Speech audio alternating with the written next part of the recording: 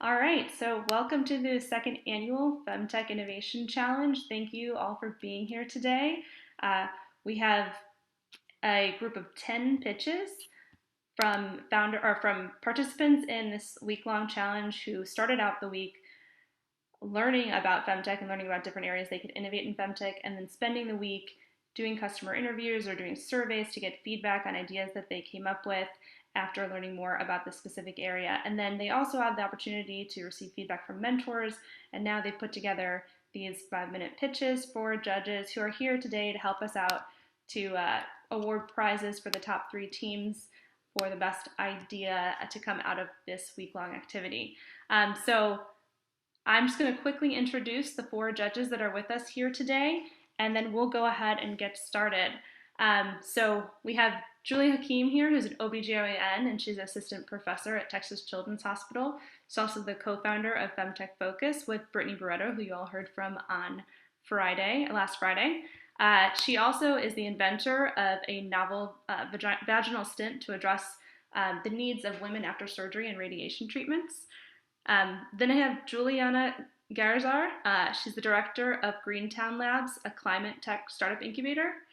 She's also the president of the Business Angel Minority Association and a lead investor at Portfolio. And then Diane Yu is the founding and managing partner of Metagenie Capital. She's also the Femtech fund partner at Portfolio, which focuses on businesses to improve women's health and wellness. And then we have Kimberly Seals-Allers, who's the president and chief health communicator of Shift Strategic Communications, and she's also the author of The Big Letdown: How Medicine, Business, and Feminism Undermine Breastfeeding. So we have some really great judges here today. I'm very excited to have them here and give you and listen to your pitches. And we're going to go ahead and start with Team Bundle of Joy. And just a reminder that the pitches are 5 minutes. We're going to be timing you. And then we'll give you a 1-minute heads up when there's a minute left. And then we'll also have a 2-minute timer for the judges to give feedback. So it's Team Vitamin and then. Oh, Team Vitamin. I'm sorry. My bad. I skipped the first one. Team Vitamin, you are supposed to go first. So whenever you are ready, whoever's going to be sharing your slides, you can go ahead and start sharing, and we will start timing. And best of luck to everyone. You guys all did a great job this week. I'm excited to hear these.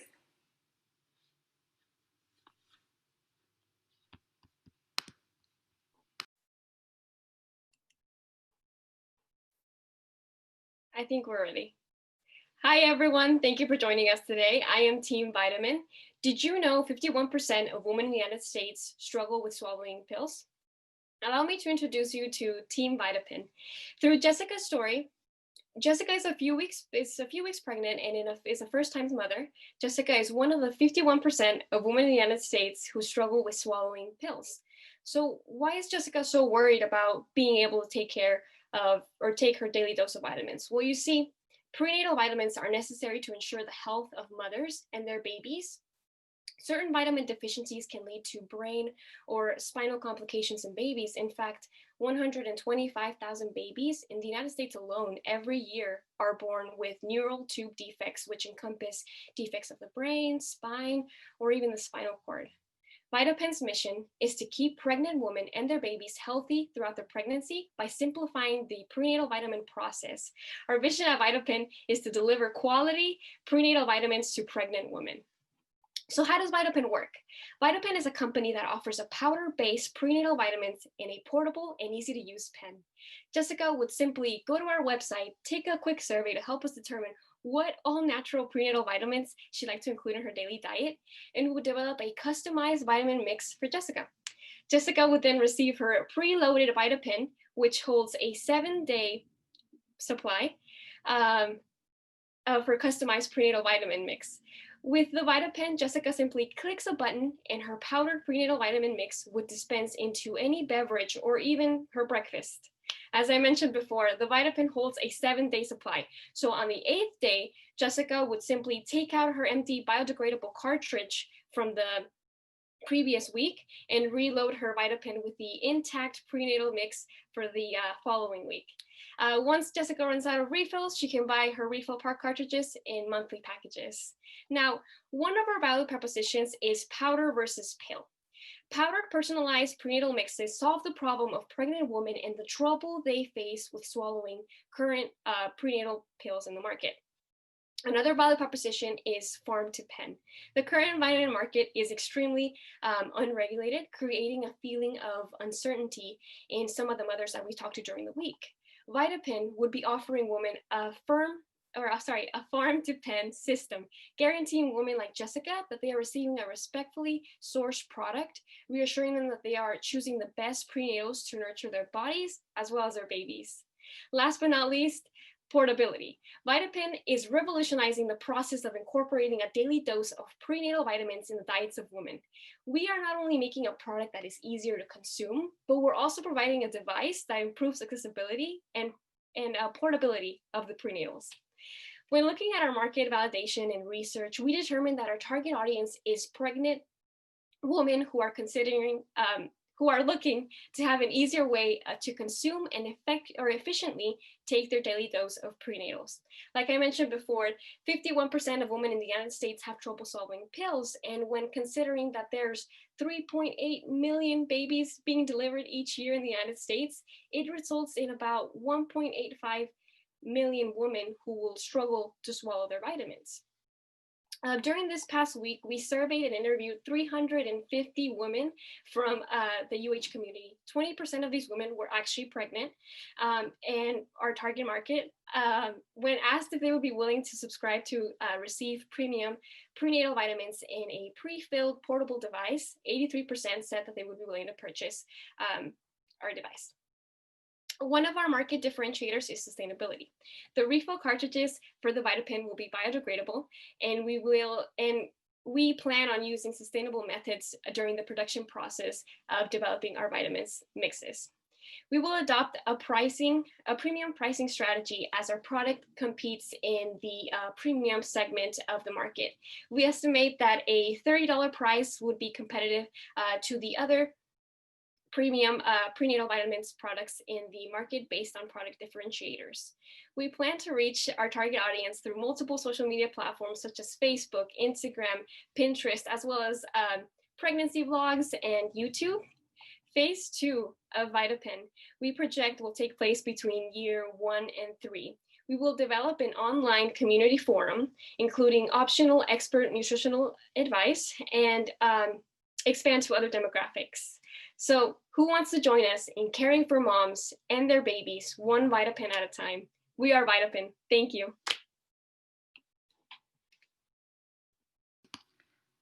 Perfect timing too. I'm going to go ahead and give the judges 2 minutes, and I'm going to share my screen just to show that 2 minutes just to keep everyone on time. Everyone see that? So judges, you can go ahead and ask questions if you have them.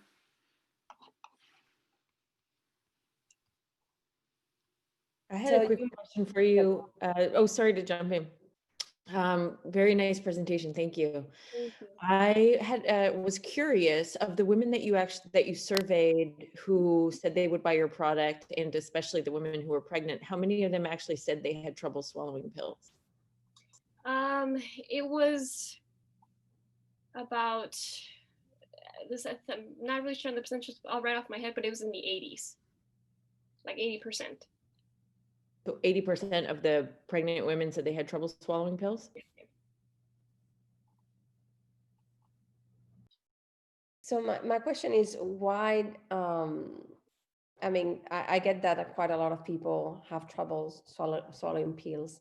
Why did you decide to go for the device instead of maybe formulating it and making it in like little pouches?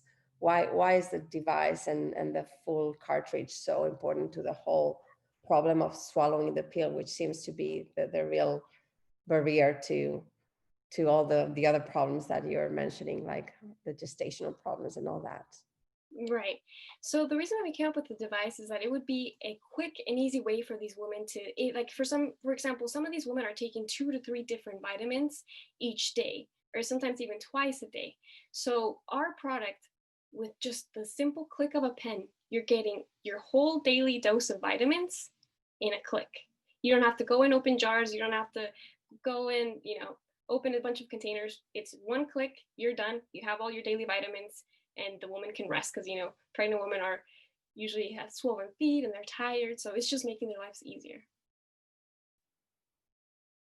Thank you. Absolutely. Okay, so time is up on questions, and we can go ahead and move on to team 2, which is, sorry, I just closed my window because I was trying to have the timer. Who's the second team? I said it first. It's me, Bundle of Joy. Bundle of Joy. Excellent. Thank you. You can go ahead, Mary, whenever you're ready.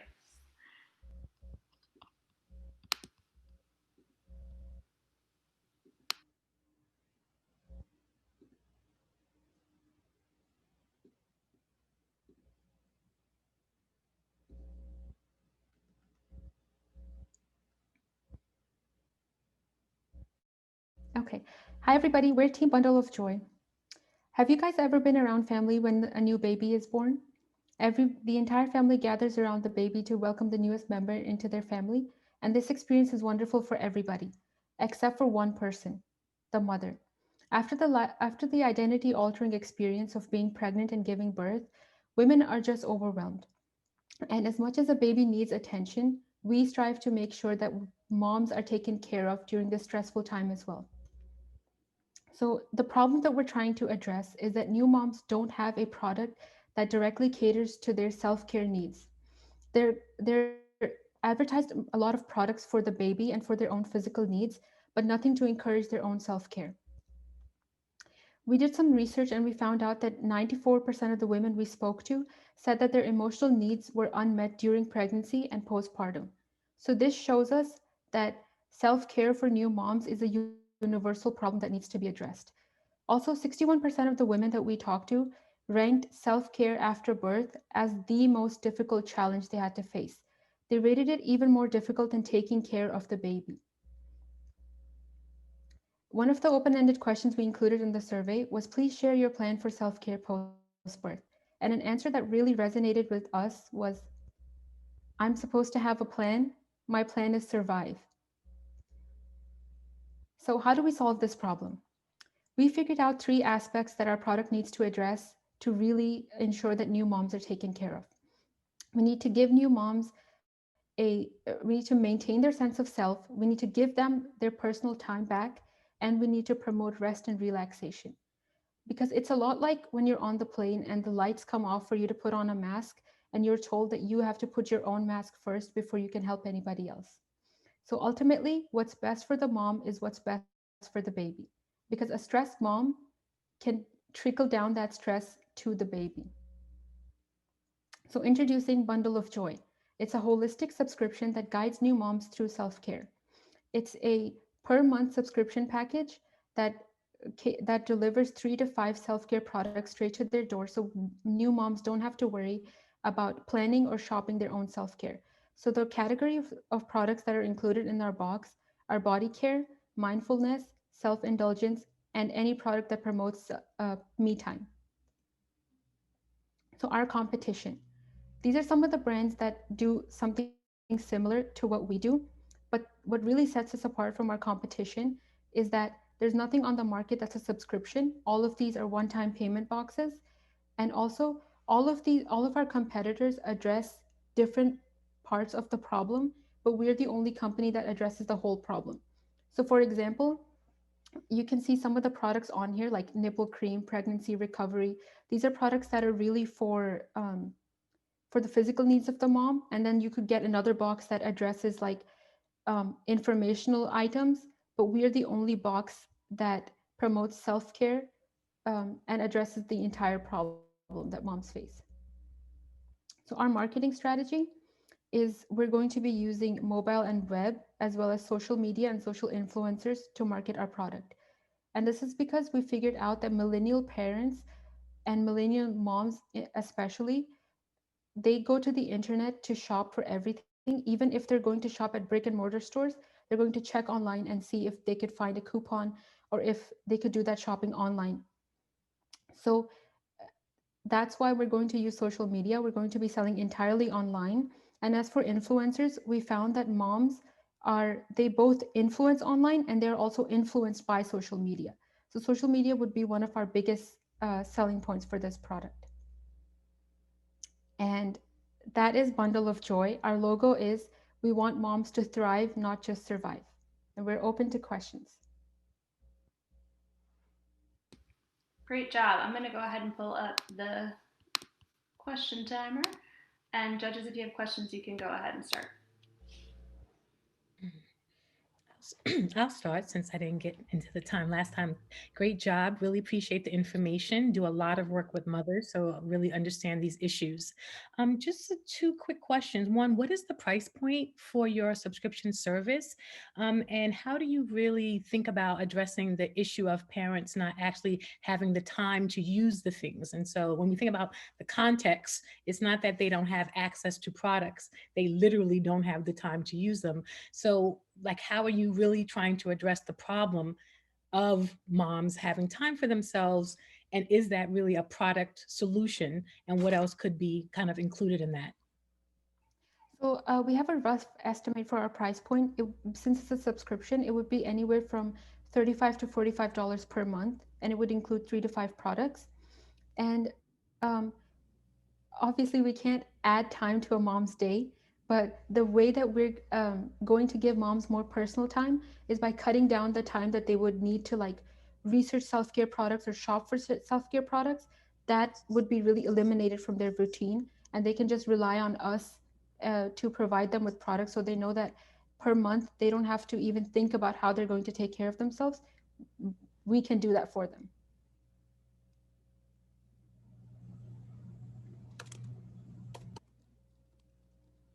Any other questions from the judges? Oh, Yeah, I had a question. Thank you for your presentation. How did you do your market research? How did you interview your target audience? Yeah, so we created surveys and we posted them online on mom groups on Facebook. And also any acquaintances that our teammates knew, we also reached out to them. Obviously, we didn't want to reach out to close family or friends, but any acquaintances that we knew that were new mothers, we reached out to them as well. Hi, my name is Diane. Hey, Miriam. So further on that data, on that customer validation, did you also put out surveys on go-to-market strategy on which would be the best way to purchase this product? No, the questions in our survey were really to see if there was a problem, that if this really was a problem that moms faced. That was as far as we got in our survey. And the second question would be, in terms of competitors that you mentioned, did you do any extensive research on their go-to-market strategy? I can speak to this.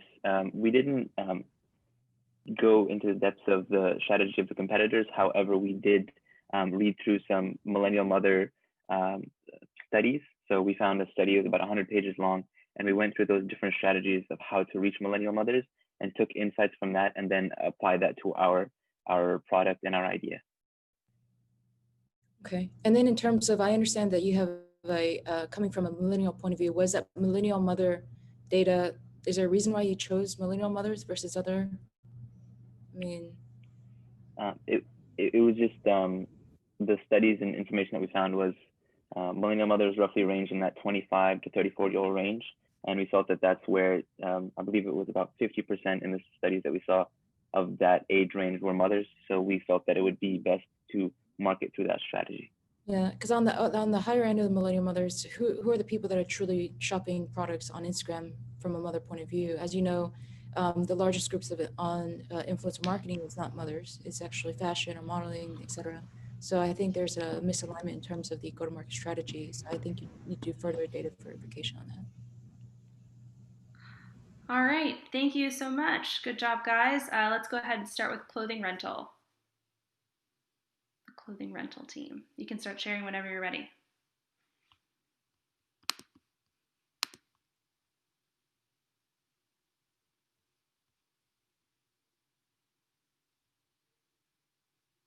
Clothing rental? Yes, I'm getting the screen sharing part. Okay, great. Just wanted to make sure. Okay, can y'all see my screen?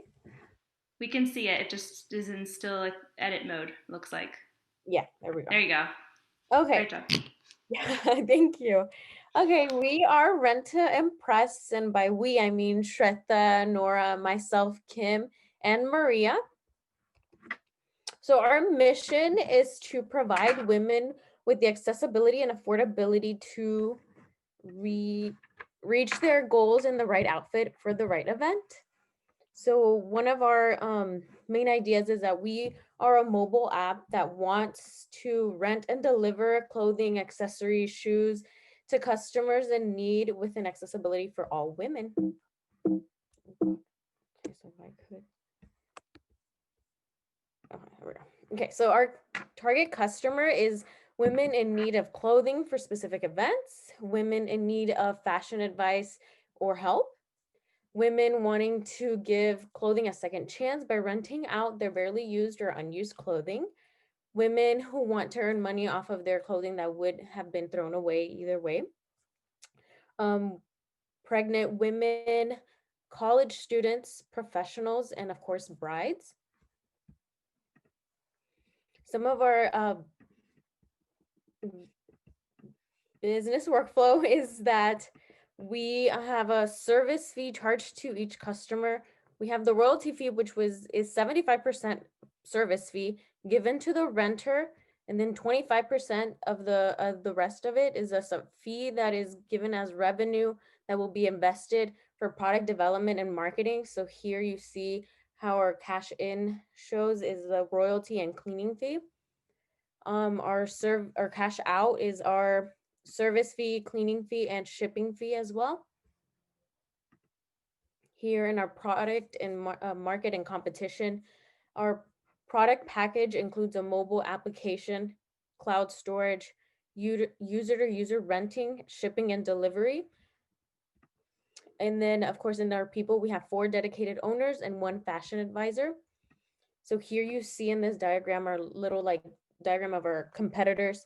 So you see Armoire, Rent the Runway, and Newly, and of course Rent to Impress. So here you see that we do not have a membership fee, while most of these competitors really do have a membership fee.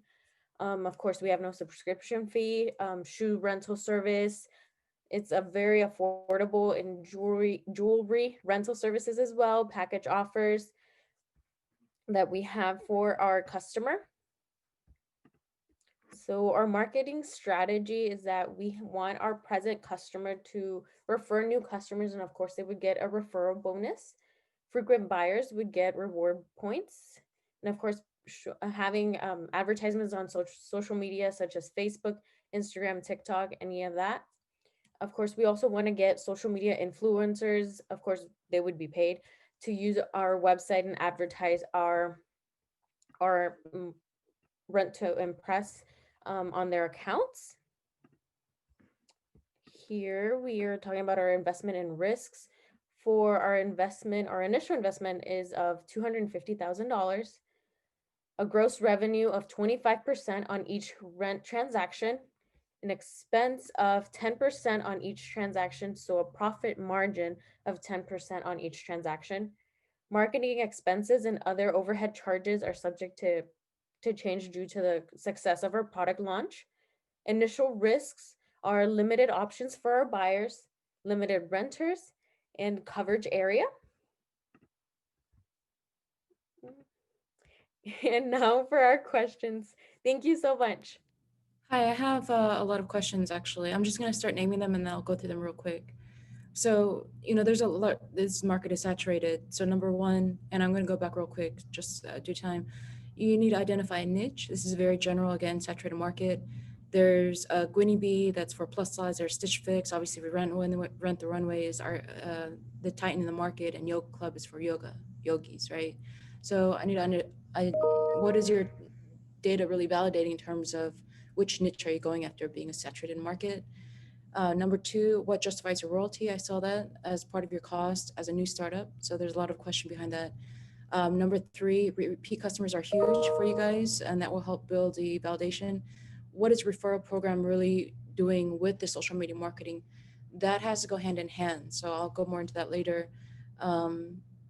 but the referral program needs to be more, a little bit more, it's very loosely, it was just put out there, but it needs to be more justified. And then lastly, this is an opportunity, right, to offset the experiential marketing for young up and coming brands and designers, which are going crazy right now due to COVID and the loss of brick and mortar. So those are my comments.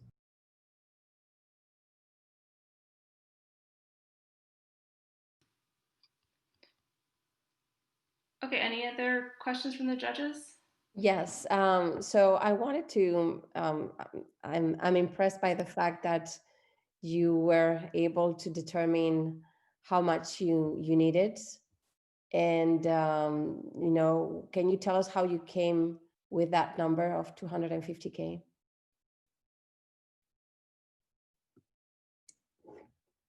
Actually, we have come up with the idea like it's an app development basically. So it's the overall cost of the developers, the BA who is giving the plan, the product the product that is being tested, and also like it's a product launch basically to develop a app from the scratch to the go live process and to implement it to the Play Store or the App Store. It's the entire cost of the product that we have calculated and written it down.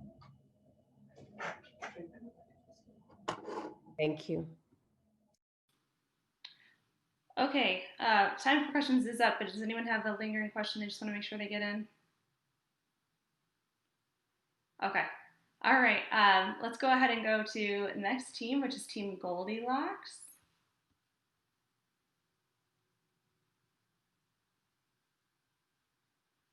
You can start whenever you're ready.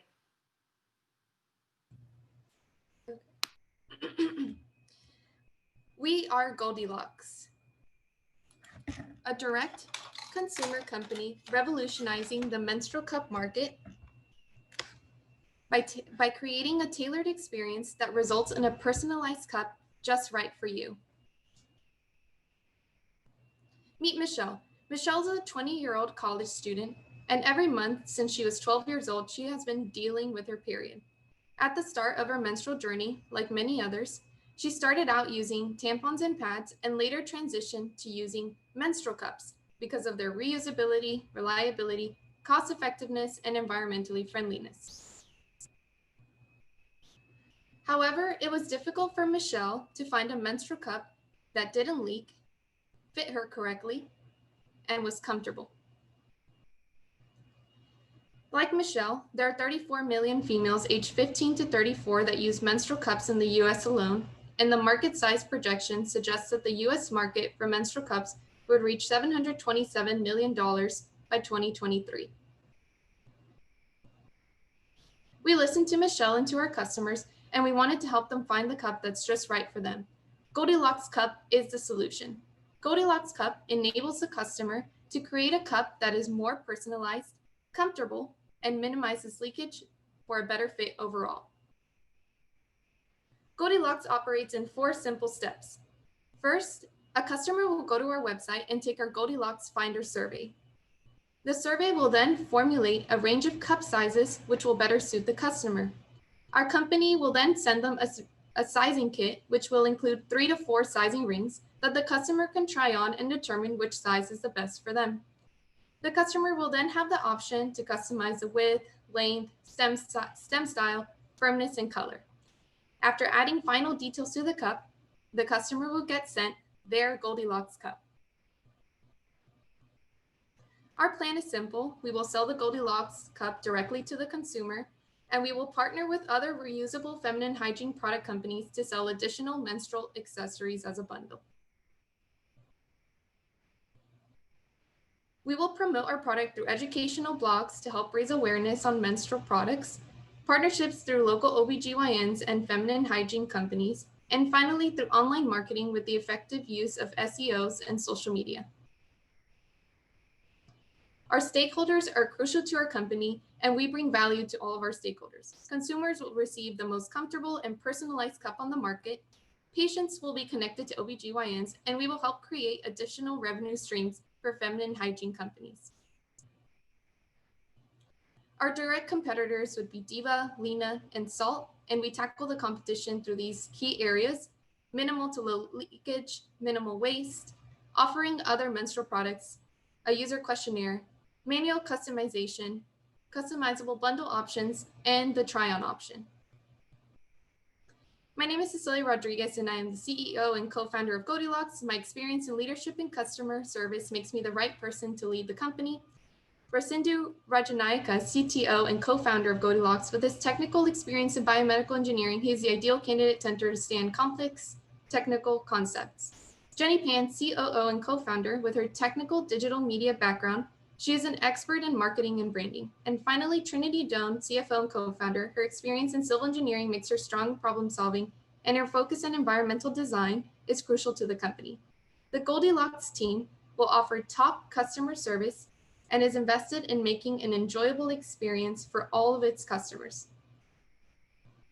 We are Goldilocks, a comfortable, personalized cup that is just right for you.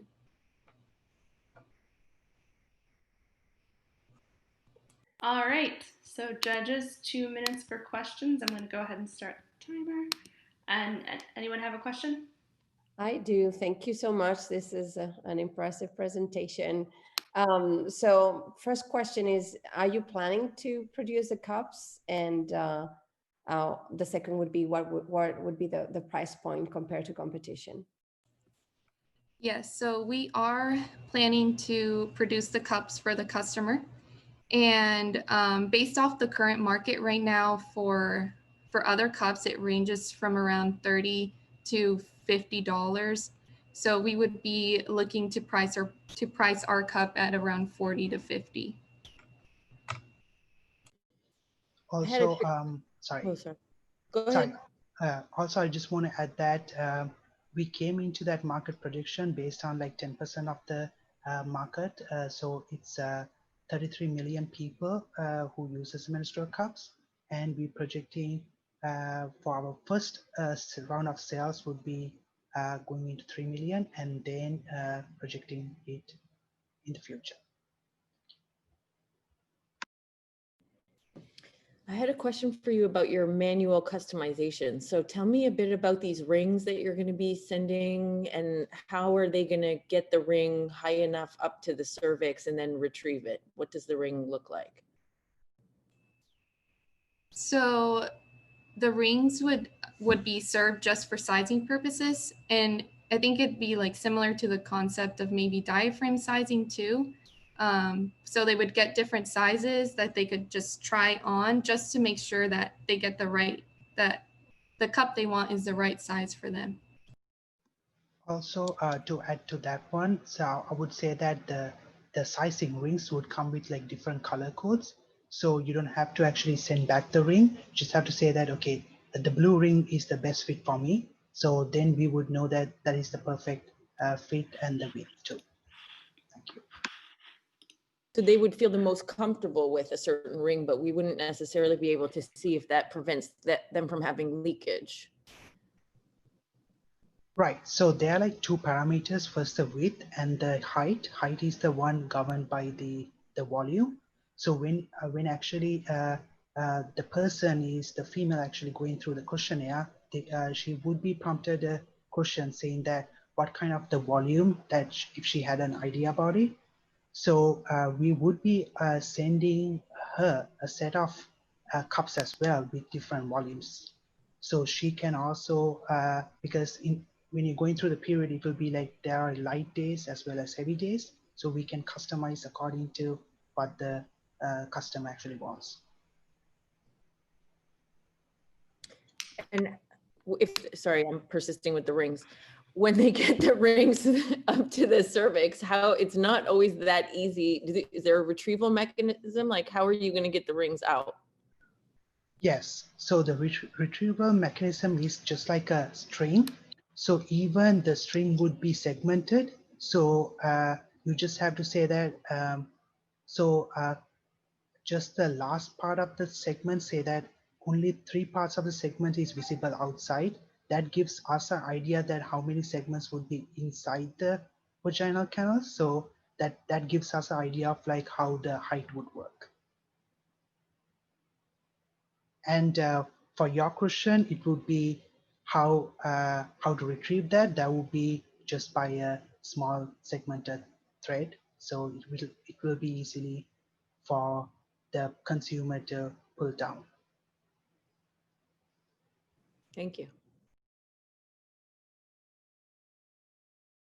All right, so let's go ahead and go on to the next team. Thank you for the questions, judges. And then, Liana, who's next? Sorry, I was looking in the chat to see who was on deck, but Team Visit Me is next, and on deck is Alert System. Visit Me. You can go ahead and start.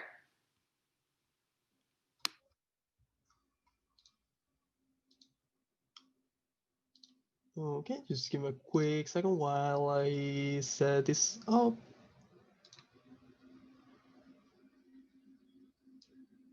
Okay.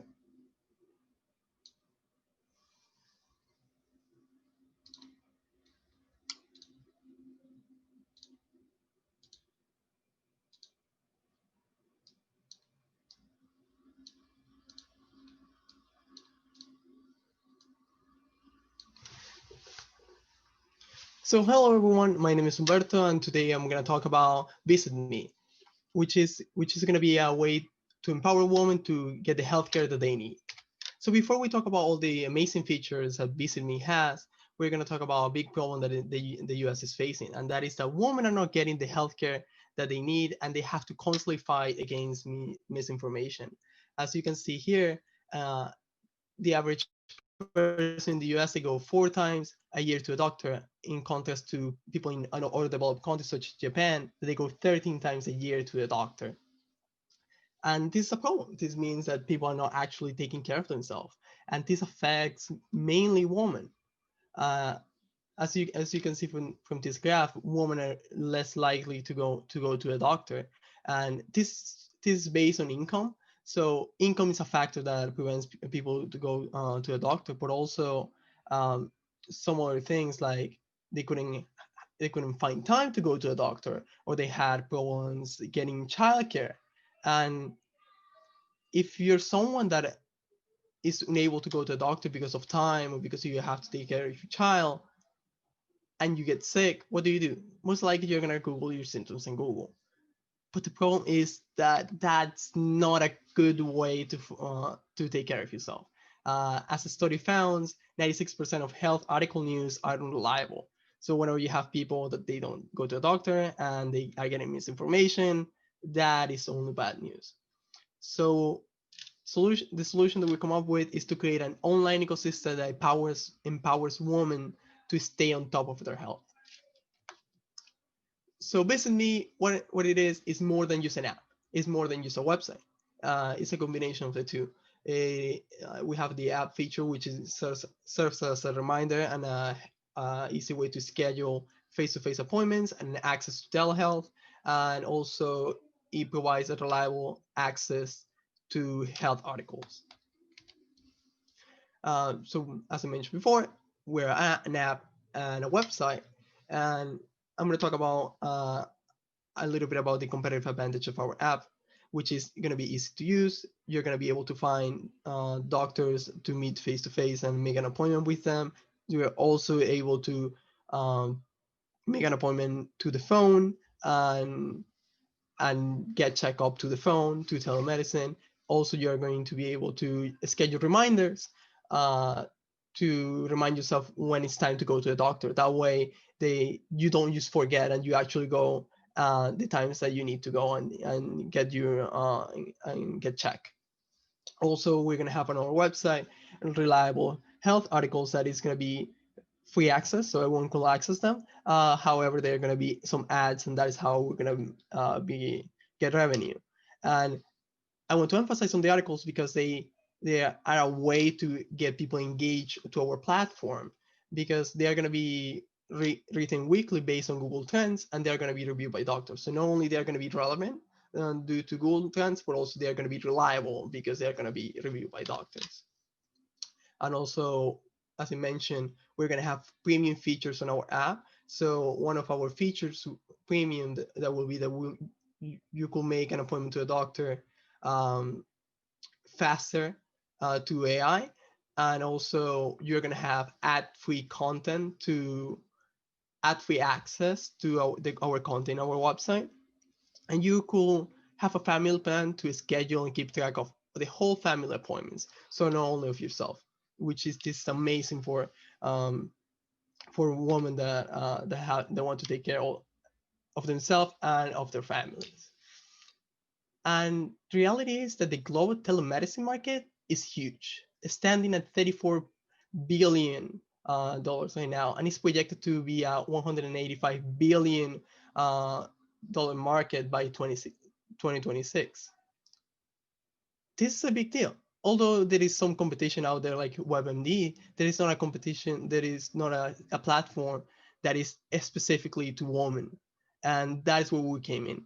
We are trying to fill this hole in the market because and targeting women that are kind of the people that, as we saw from this list, for kind of the people that are lagging behind on healthcare, that they're not looking out for themselves. And by encourage telemedicine on top of face-to-face appointments, we're solving the problem of people not having time or not having the money, because a telemedicine appointment is faster and cheaper. Our marketing strategy is gonna rely mostly on Google Ads, social media, and contacting doctor offices to provide them with this option. Our business model, as I mentioned, is going to be like a multi-platform ecosystem. So we're going to constitute our webpage that is going to generate ad revenue, and also we're going to get a small commission percentage from the telemedicine appointments from our customers, and also those customers that choose to pay the premium for our app, we're going to get a monthly payment from them in exchange of our premium features. And Umberto, unfortunately, your time is up. I'm gonna have to cut you off and go to questions. That was yeah, gotta be fair to all the other teams. Sorry about that.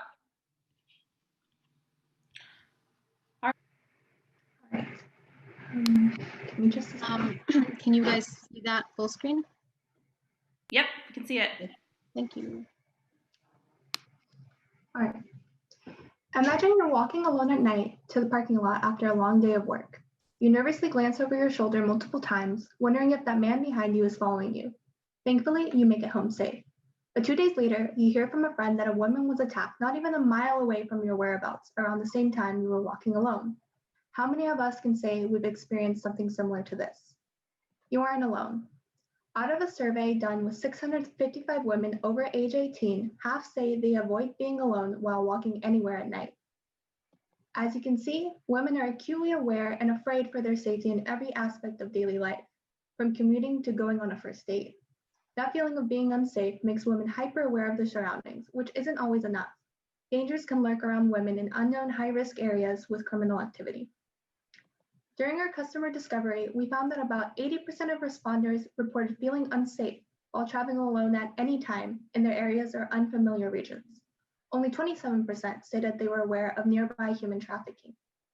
This is alarming because the crime rate in Greater Houston is extremely high, especially when compared to the national average. We believe that Salus can be a viable personal safety solution. Our target customers are women from ages 18 to 30, focusing on independent professionals and young adult college students that frequently travel alone and are active smartphone users. Introducing Salus, a two-part safety system consisting of a voice-activated software app and a wearable device. The system ensures the safety of its users by allowing them to alert emergency contacts and first responders, track their location in real time, and even provide directions for the safest route. The name Salus is inspired by the Roman goddess of safety and well-being, the focus of our product. So, how does Salus work? The Salus software allows users to select a specific activation phrase to use in an emergency and gives the option to link the application to smartwatches or the Salus discrete device. The user can set up emergency contacts, and the app links to the nearest first responders and police department. Our system also provides a continuously updated map of criminal activity and allows real-time recording of any emergency that will be saved in secure servers, like a personal cloud. Let me show you through our app. Here's the startup interface. As you can see, the Salus software updates and responds to reports of criminal activity in the user's respective region and subsequently provides a map displaying the safest route. This software applies voice recognition technology for complete hands-free use, because in some circumstances, you don't have much time or full range of motion to call for help. We want to make sure that every second counts in your favor. While our app is a promising option for women, we want to ensure that your safety is not jeopardized when your phone is dead or becomes inaccessible, which is why we want our users to be able to customize based on their needs and comfort by using the Salus wearable device. The reason the wearable device exists in the form of a patch is mainly due to the fact that most of the women we interviewed were willing to purchase a wearable safety device, but did not own or use a smart wearable. The Salus wearable device gives women discreet protection without compromising comfort. The adhesive patch can be easily hidden on the body as a lightweight addition to any outfit. The device sits in a silicone patch that conforms to the body's curves and is reusable with a disposable adhesive film. This accessory provides an extra layer of security with an alarm button, GPS, and voice activation alert system similar to the app. Through the Salus software and wearable device system, we believe women can feel safer by guaranteeing security, a fast response, and increasing awareness of nearby crimes while offering routes that avoid these high-risk areas. Salus is modeled on existing tech applications and wearables, such as Covert Alert and the Athena tag. However, none of these applications are preventative, like Salus, which actively monitors surroundings. We expect the software to update in response to the user's specific region, alerting them of any criminal activity nearby that may put them at risk, while also offering the safest routes to their destination. It is a targeted prevention method for women, acting as a security blanket to ensure their safety and peace of mind. The majority of our target customers are women ages 18 to 30 in the United States, which overlaps with the primary users of social media. Our marketing strategy includes contacting consumers through email, social media sites, and retail stores offering. Through strategic marketing, awareness can also rise within these different potential customer groups in the future. Thank you. All right, we can go ahead and start judges' questions. Have the timer up now. You can go ahead and start.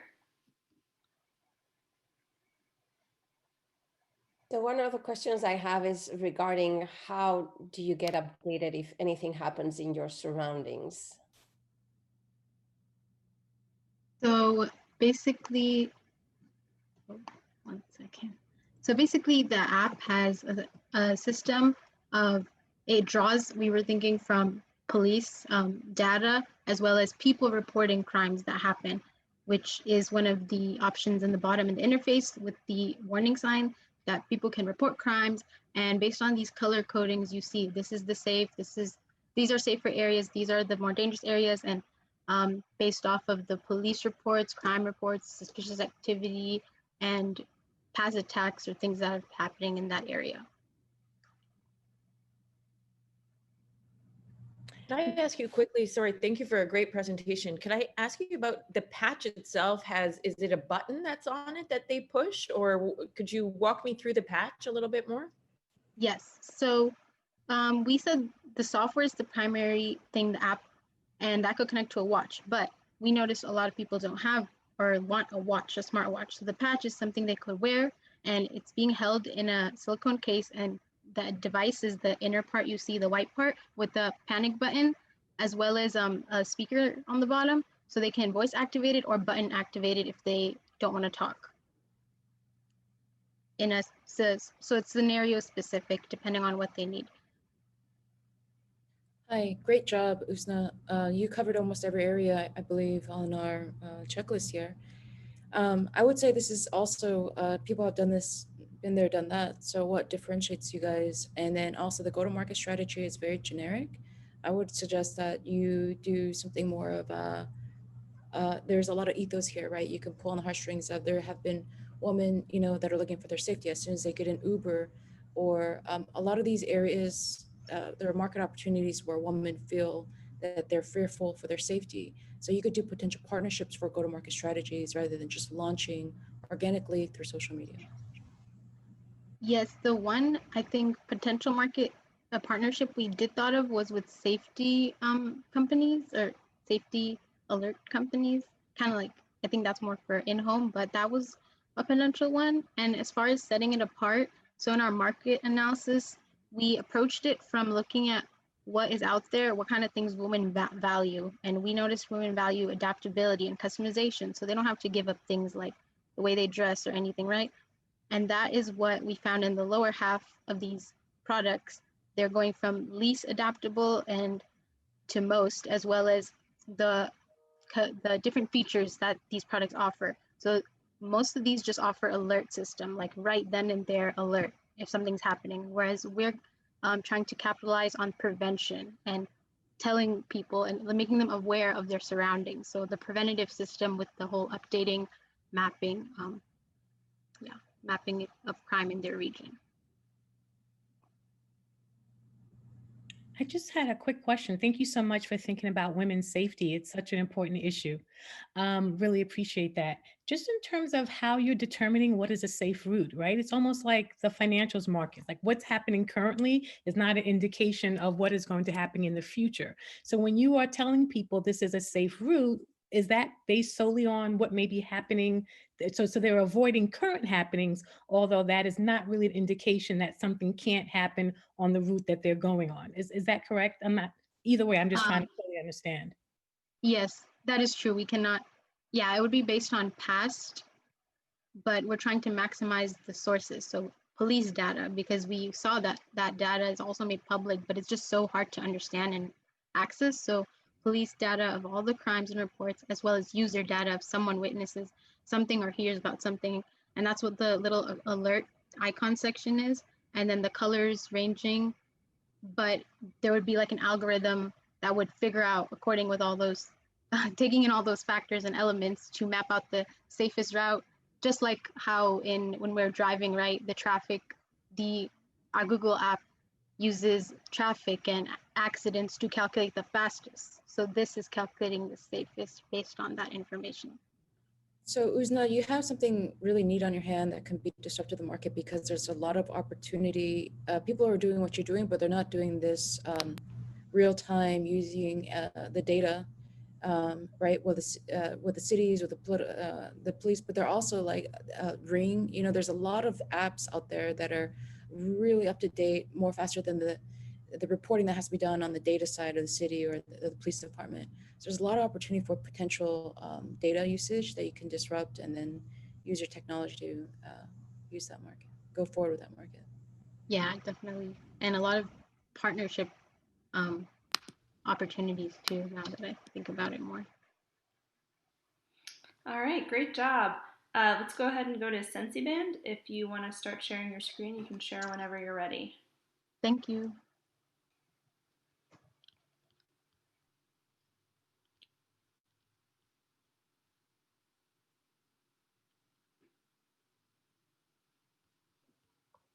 Hello, everyone. Thank you all for being here today. My name is Veronica, and I'm here to talk to you all about a very serious issue. Allow me to tell you the story of this little girl that you see on the screen.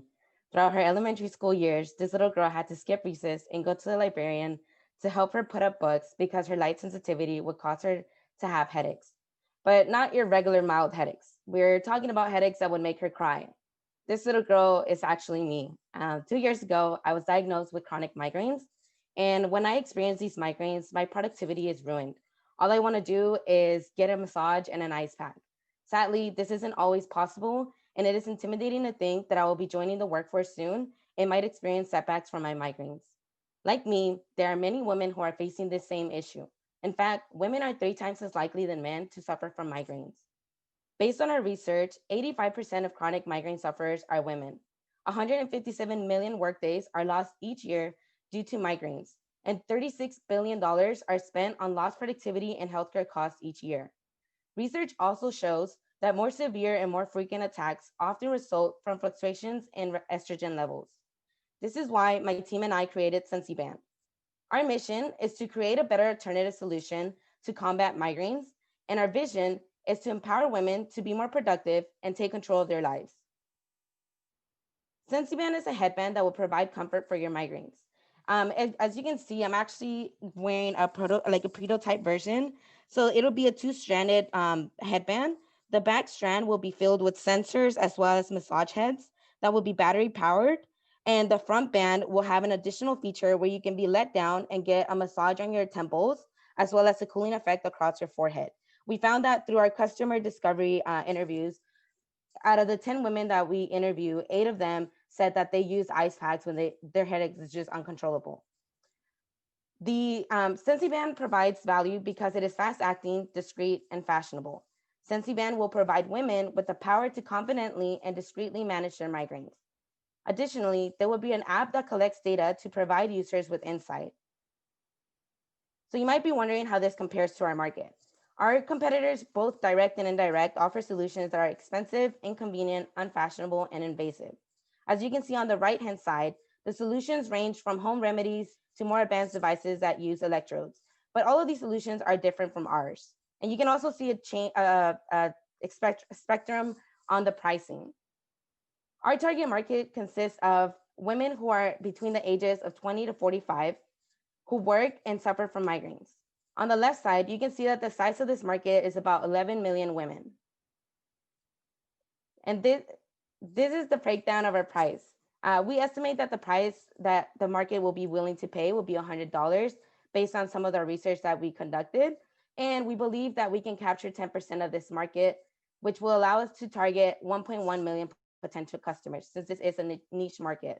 On the right side, you can see our projected revenues, and we will meet these revenues through our marketing strategy.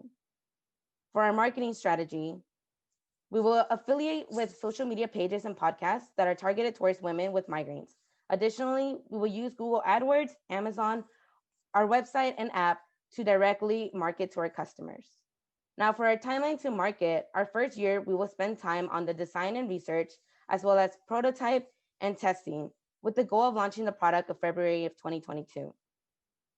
Lastly, for our growth strategy, we will include adding advanced features to our product and seeking appropriate approvals, as well as expanding into additional markets that will include children and men, since they also suffer from migraines. And actually, children are more prone, after women, children have more migraines than men. And not only do we have a great product, but we also have a great team that consists of Kaushik, Linda, Maria, and myself, Veronica. We are dedicated to bringing SensiBand to market to empower women to gain control of their migraines. Thank you. All right, thank you, Veronica. Judges, do you have questions? You can go ahead and start. Thank you for your presentation. How is the band? So there's part that's a massage, and then there's part that's cooling. Do the wearers have to have a battery pack, or how is it activated exactly? I see some components there. Where is that on the band? Yeah, great question. Thank you for that. So the band itself will be rechargeable. So it is battery operated because it is rechargeable. And as far as the cooling goes, we're gonna do something with a chemical reaction for that. But those would be actually replaceable little packets that will go on the first band that's right here. It's gonna be a little bit thicker than what I have on right now. And that they can purchase that as frequently as possible. They don't have to if they don't want that effect into the product itself. Did that answer your question? And then also to turn it on, it'll have a button on the side. So if you're in the meeting or something, you're not gonna need your app or anything else to turn it on. You can just discreetly press the button and it'll work. It will work to help you with the migraines. So if you don't have the cooling effect, it will still give you a massage, right? The cooling is optional? Yes, correct.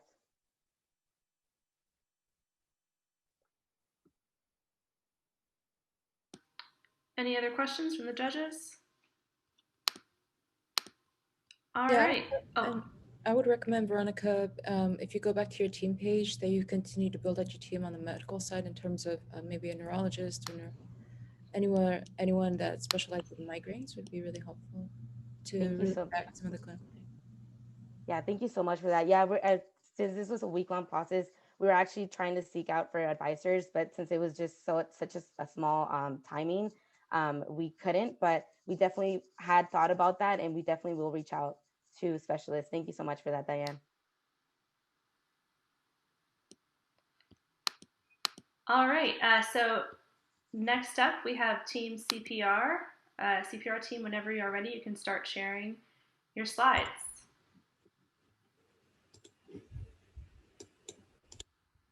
I would just like to confirm, can everybody see the slides? Yes. Okay, excellent.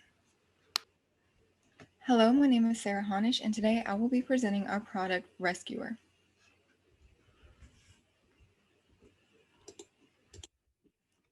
Every year, over 350,000 cardiac arrest emergencies occur outside of the hospital. However, only 46% of those people receive immediate help from bystanders before medical professionals are able to arrive. Out of those 46% of people who are assisted, men are 1.5 times more likely to receive assistance from a bystander compared to their female counterpart. We placed a survey in a Facebook group for CPR certified professionals and asked why they think this is, along with asking what kind of CPR dummies they were trained with. And many of them said that they were only trained with the male anatomy and that they do feel it is important for everyone to be trained with both genders and all age ranges as it's more representative of your typical victim.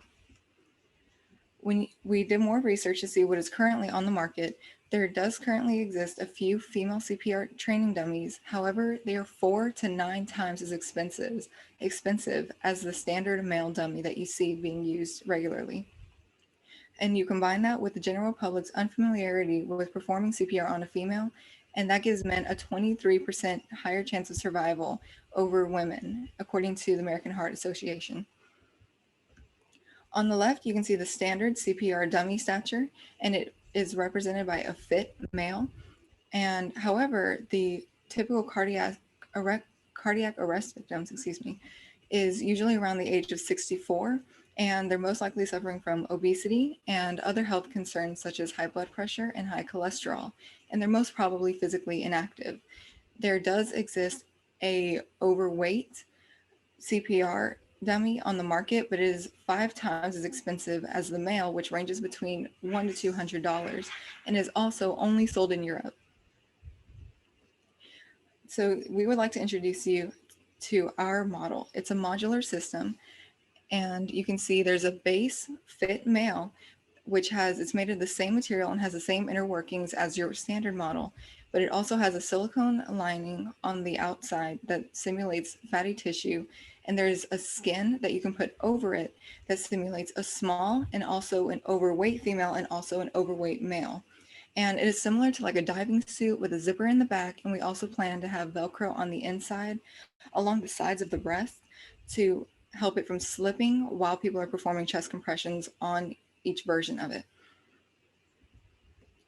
Our end users are going to be private and public school educators, fitness and wellness employees, and nature and wildlife park employers, since we know for a fact that the YMCA requires CPR training for their employees. So our target customers would actually be a business to business. So it would be the distributors of the CPR models. So any workplace that has to rent out the CPR dummies for the day, or for example, my high school had us take CPR training and we had to rent out from a third party. And how we plan on networking and spreading the word is the American Heart Association hosts an emergency cardiovascular care convention every year. And at this convention, companies such as the ones you just saw on the previous slide attend looking for better quality models and ways to improve their training. And so by attending medical expos such as the ECC convention, we can help to spread the word and show our modular system and why it's an improvement, and it can help familiarize the public with training with performing CPR on a female anatomy. We can also make cold calls and speak to company representatives, as well as create online video commercials and demonstrations. For production and pricing, the cost of production is around $89, and the retail price is almost $400 at $399, which, when considering that for a standalone male dummy, it's $100 to $200, and you're essentially getting 4 different versions using the same base on our model. And also, the cheapest female one we saw on the market was $400. So we're by far beating the price of the competition. For brand expansion, we plan to promote our modular CPR model over our short-term goal. And in the future, we want to publish educational material and begin developing AED and other related training materials. Thank you. Any questions? Thank you. This is a great thing and very useful information about how big the percentage is in terms of not getting the proper CPR for women.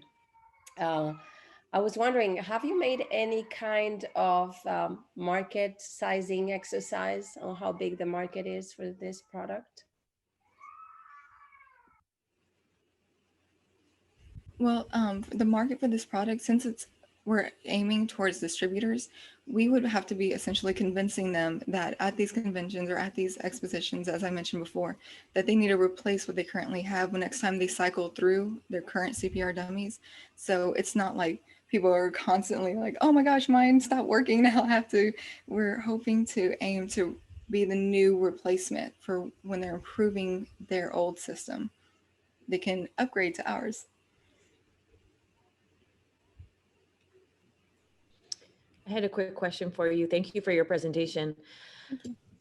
So I'm kind of trying to separate two different things from your presentation. Not only is the fact that a model is not representative of the women that you're trying to assist, but how are you going to address the education component? Because women's MIs don't typically present in the same way that men's MIs do. So there's a whole education component behind what are the symptoms that women typically experience when they're having a myocardial infarct, and to help your first responders and the general public even decide to do CPR from the beginning. And that's actually one of the reasons why we want to incorporate more training as well as with our dummies. We could create training videos and so demonstrations using our own modular system.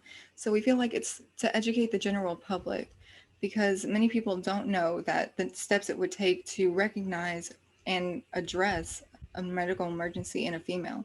So we're about trying to spread awareness and making sure that people have the familiarity to address such a circumstance.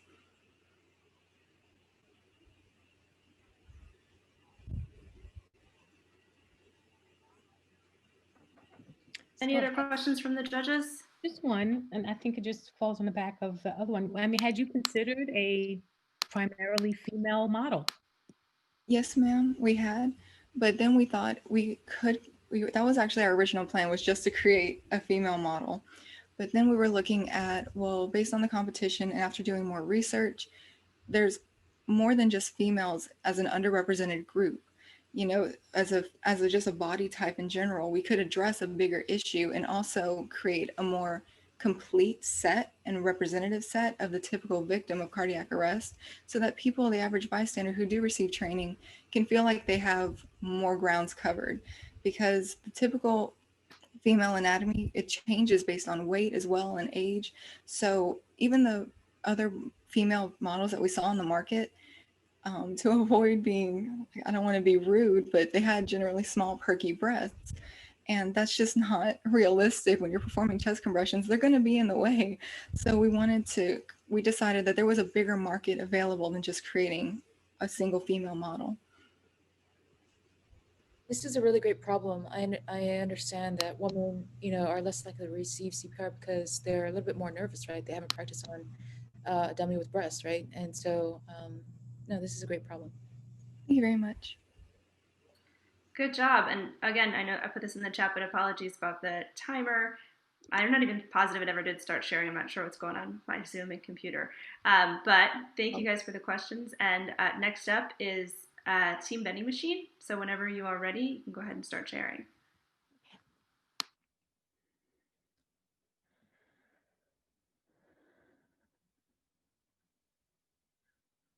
All right, can everybody see the slides? We can see them. All right, sounds good. Good afternoon, everyone. My name is Nicole Brennan, and today I'll be presenting for Team Clutch Vending. I'd like to start by having everyone imagine themselves in a hypothetical situation. Imagine you're going to an event like a baseball game, a concert, or maybe the Houston Rodeo. You're super excited for the show, but only 15 minutes in, you start getting telltale signs that you might have started your period. You run to the bathroom and unfortunately confirm your suspicions. Not only have you started your period, but you were unprepared for it to come a week early this month. So you decide to check to see if there are any of the tampon or pad dispensers you commonly see in restrooms, and you do find one, though it appears the last time it was touched was in the 70s, and you can't remember the last time you actually carried any spare change on you to use the dispenser. So you head back to the bathroom, pile up some toilet paper, and condemn yourself to discomfort for the rest of the show. If this story sounds familiar to you personally, or maybe your girlfriend, wife, or daughter has been through something like this, you're not alone. This week, we surveyed almost 300 people and found that 258 women have needed a pad or tampon and didn't have one in the last year. And 252 women have been at an event they could not leave and they needed a pad or a tampon. However, of the women we surveyed, only 31% of them have ever actually used a dispenser in a restroom. And from the 31%, we received testimonials showing that most of the women who had used the dispenser before said that their experience was unpleasant and often found the dispenser to be dirty, contain poor quality products, or worst of all, empty. In a society that creates cars that can drive themselves, we can do better. Clutch vending is inspired by a growing trend of interactive and attractive vending machines. Our mission is to replace traditional pad and tampon dispensers with a cute, clean, and interactive vending machine that will not only house a variety of pad and tampon options, but other necessities women might find themselves needing in a cinch. We will ensure easy access to safe and sanitary products to women in moments of need through superior vending services. We were able to confirm our initial assumptions going into this through our primary research survey, where we saw an overwhelming number of participants stating that they would, in fact, buy not only pad and tampons from a bathroom vending machine, but also hair ties, Advil, travel size deodorant, mouthwash, and hand sanitizer, just to name a few things. So here's the concept that we created for our machine, what it could look like. It would be compact enough to fit in restrooms while still maintaining an interactive and inviting user interface. The ability to host advertisements could also be a possibility to generate additional ad revenue for Clutch vending moving forward. The digital components in the machine make it easy to keep track of inventory and alert when a machine needs to be refilled or which products are selling best in the area. Our machines would be able to provide value not only for the females who are purchasing the products, who would be the end users, but also the establishments who install the machines, who are our customers. In exchange for installing our machines on their property, we would share a portion of the profits. The current market model is typically around 7 to 20%, which is shared with vending machine owners, and they would not have to worry about filling the machine, as that's something that we would do. This would not only boost an establishment's image as they are providing extended options for comfort and care of women, but also be a way for them to better monetize their current restroom situations, which currently the pad and tampon dispensers that an establishment buys are $250 typically, and they can only hold $5 worth of products before becoming empty. By implementing a machine that is aesthetically pleasing, contains a wider variety of products, and accepts multiple forms of payment, like card, we feel like it would be a win-win situation for everyone. As we look to the future for potential growth of Clutch, there are opportunities for us to also build an integrated app for women to not only be able to locate a machine in times of need, like let's say you're at a stadium, you're on the bottom floor, you can check the app and see that this section and the top floor and this restroom has a machine, but also check what products are available in the machine at the time so you know exactly what you can get if you need it. And also be a way for us to collect end user data to relate to the customer to say these pads specifically are selling best, and also possibly have end users be able to purchase from the machine. Enough is enough with the outdated, poor quality, and sometimes empty pad and tampon dispensers in restrooms. Our vending machines will come in Clutch with clean, good quality products for all bathroom needs of women. Thank you. We will now be open to questions. Hi, really good presentation. I have several questions here. I'll just outline them again real quick. Starting with your team, for example, I see names, I don't see titles, I don't see experience to justify such a big team, for example. Going back to your go-to-market strategy, you may want to think a little bit bigger. It was very generic. You maybe want to think you want to validate where are the greatest needs for these type of vending machines in terms of where are the most antiquated ones, or potentially where is there a demand to drive something like this. So would that be company offices? Would that be airports? Would that be schools? So I didn't see any of that validated. The size and the price, the actual vending machine look a little large versus a current one that they just stick on the wall. So why would they change, right? Why would school systems or districts purchase this and purchase a huge, large one? So size was a price. And then the user adoption is another one. User adoption, obviously when you're doing an app or you're developing an app, it's going to take much longer. but why would they use another app just to find this? So these are some questions that I had. Yeah, thank you so much. These were all really great questions.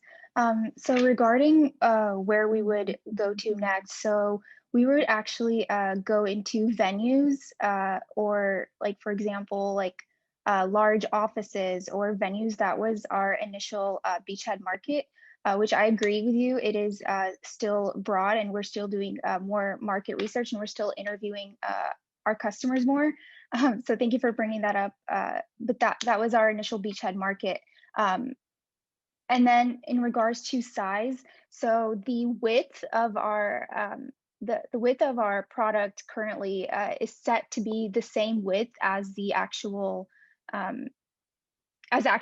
dispensers currently in restrooms, but it would just be taller, so it can hold more variety of products. So it's actually monetizing the customer's real estate better.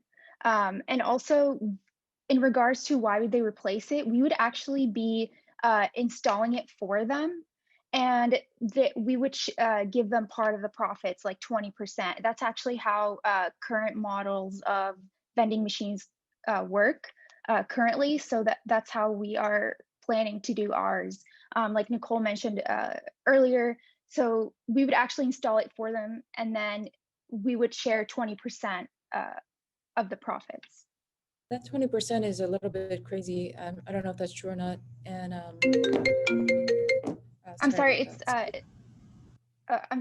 7 to 20%, but we just set it at 20% because we feel like we're still new. Sorry, yeah. Any other questions from the judges before we move on? Yeah, I just wanted to say great presentation. Thank you so much. This is certainly a need as a person who has put a quarter in one of those things and it didn't work. Also, the first thing that came to mind, I live in New York City, so I don't know if this is common every place else, but here, all of our restaurants, many of them still have attendants and bathrooms who have all of these things in a basket, and you are expected to tip to access them. So I also just wanted to, think about the other places where women go, including restaurants and things like that, which is often when you kind of need some of these things as well. But great idea. Thank you so much. All right, good job, Team Vending Machine. And we are on to our last team, which is Team Menstrual Tech. You can go ahead and start sharing whenever you're ready.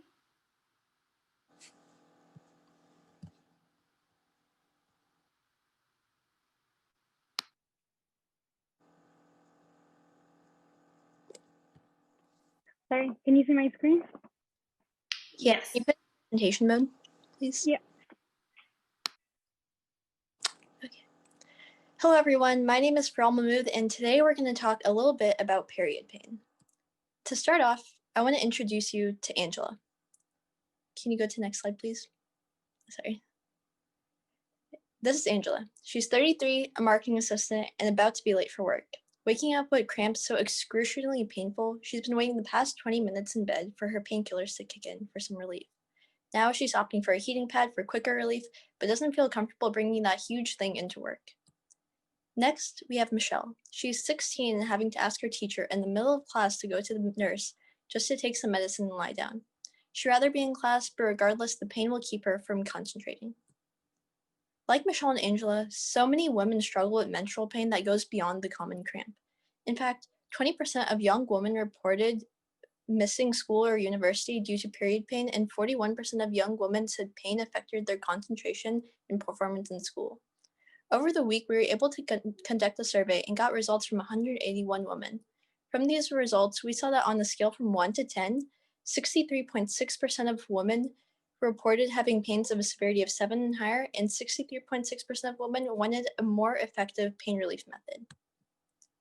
Here are just a few of the responses that we got when we asked these women what drawbacks, if any, do they face when taking pain medications.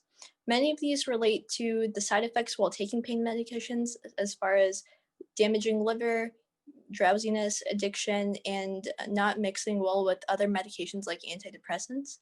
And also, many women didn't like the fact that it takes a while for the medicine to kick in. After looking at all these responses, we found that on average, painkillers take 20 to 30 minutes just for the first effect to kick in, but it takes about an hour for the full effect. The lack of convenient, portable, and quick-acting products available in the period pain relief sector is ridiculous. Women shouldn't have to choose between living in discomfort and pain or staying in and missing out. Achelos is the key to that problem. Our product is named after the Greek goddess Achelos, who is said to have the ability to wash away pain, and our product will do just that. Achelos is a wearable heating pad that you can control from an app on your phone. Attached to hooks to our brand of underwear, Achelos is detachable so you can wash your underwear easily and reuse the heating pad the next day with a new pair of underwear. Our app will make it so that heat is distributed in increments of 10 to 20 minutes of your choice so you don't get sweaty or burnt from constant heat while out on the go. Achelos has a small internal battery that will generate heat for up to 12 hours, and by connecting to an app on your phone, you can see how much battery life is left before needing to charge it again. Your first purchase will come with 2 complimentary Achelos underwear that come in a wide range of sizes, styles, and colors to include everybody. Achelos underwear brings style, comfort, and breathable fabric so you can feel your best when you're on your period. So who are our competitors and what makes us different from other pain relief methods? In general, in the period pain relief market as a whole, painkillers would be a large competitor, as we've seen that 79% of the women that we surveyed use painkillers for their period cramps. But the great thing about Achelos compared to painkillers is that you won't have any side effects when using this product, and you'll feel a soothing, warm effect immediately. Among similar products in the heating pad sector on the market now be brands like Livia, Relief, and Girls Co. But all 3 products miss out on key features in the market that women are looking for. Unlike these brands, Achelos will be discreet, have an app to control the heating so you can turn it on and off to your comfort, and target the abdominal and lower back pain that so many women face while they're on their period. So to get the word out, we really want to leverage the growing online market through social media like Instagram, TikTok, Twitter, and even YouTube to reach younger women. And to reach older demographics, Facebook, TV ads, and participating in a women's exposition would be a great tool. A takeaway from researching our competitors is that my teammates and I had never heard of them or seen them. Marketing and social media are going to be key influential tools in exposing and expanding our market. And another tool would be to connect with micro-influencers who can test and market the product to their network for much cheaper than a celebrity or an influencer.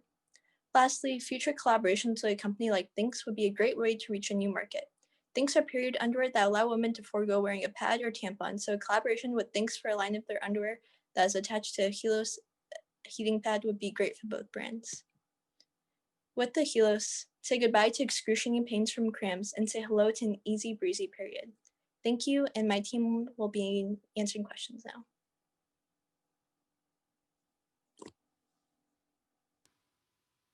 Thank you. Great presentation.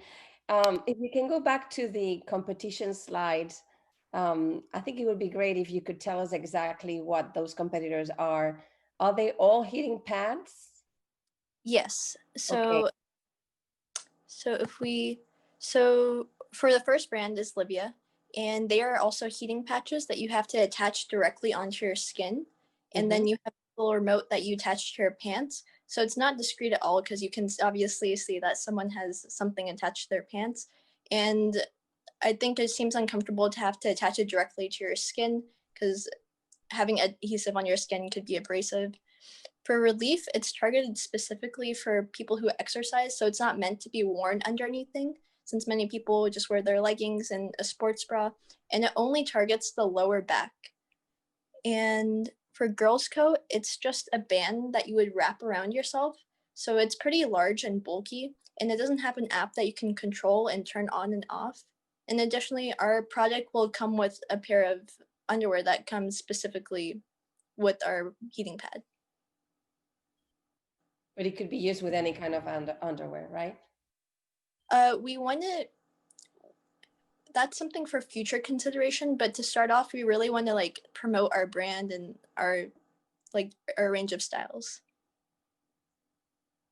Juliana, that's a great question. I mean, based on your competitors, you really need a market advantage because they're doing a lot of what you're doing. There's really not much differentiation after hearing. I mean, they can simply, like Girls Co, they already have a significant market share. I just look at their website, but they can just add an app, right? So how are you guys going to advance aggressively through the market is a concern, where people are already doing exactly what you have.